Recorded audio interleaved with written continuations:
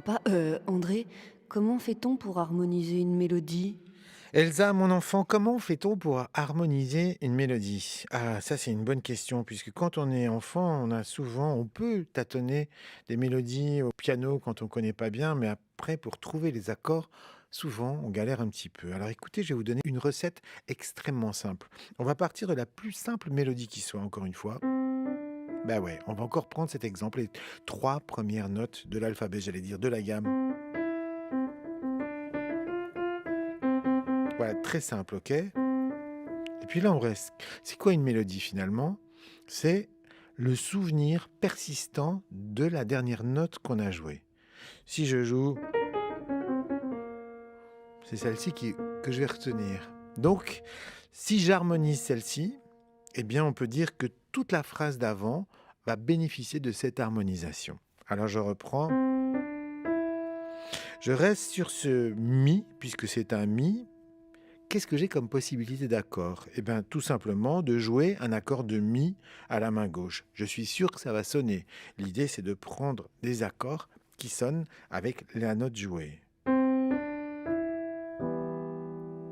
Effectivement, ça sonne. J'ai quoi comme autre possibilité? Le mi, c'est également la tierce d'un accord de do majeur.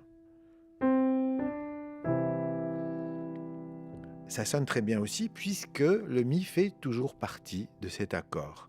Maintenant, le mi, c'est également la quinte d'un accord de la mineure.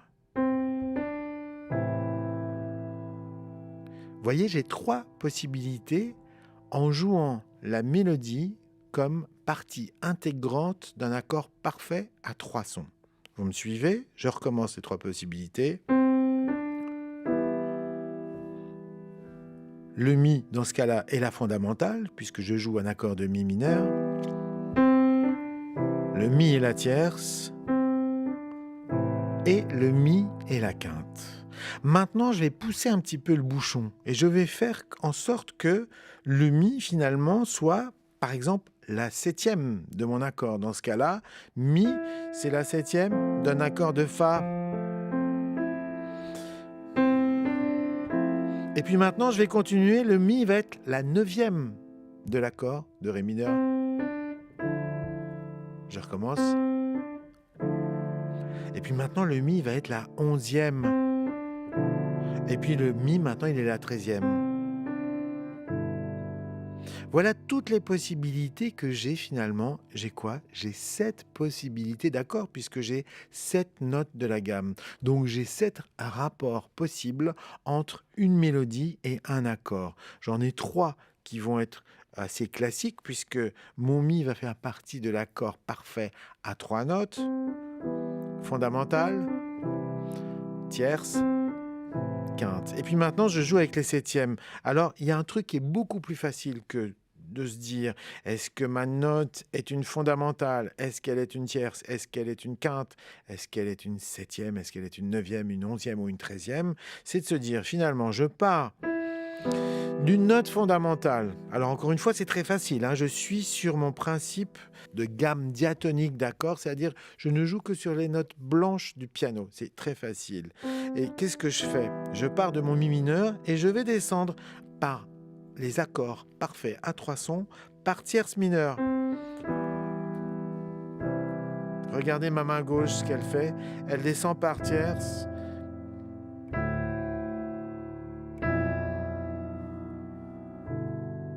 Je recommence ici plus haut.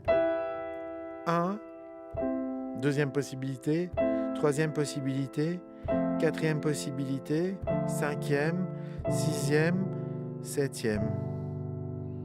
Fort de ce principe, maintenant, je vais la développer, ma mélodie. Si je joue avec les 3 premières possibilités, déjà, ça me donne pratiquement un morceau.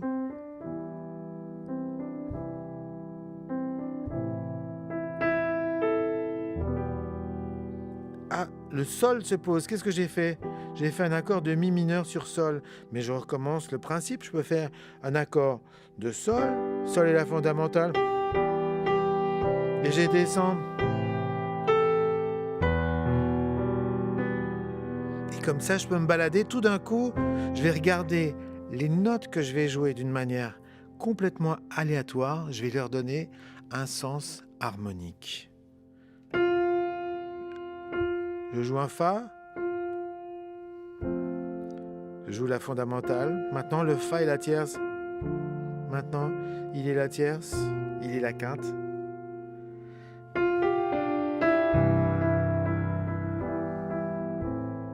Oh, mais c'est génial, non? Ça y est, vous êtes un vrai compositeur. France Inter, les routes de la musique, André Manoukian.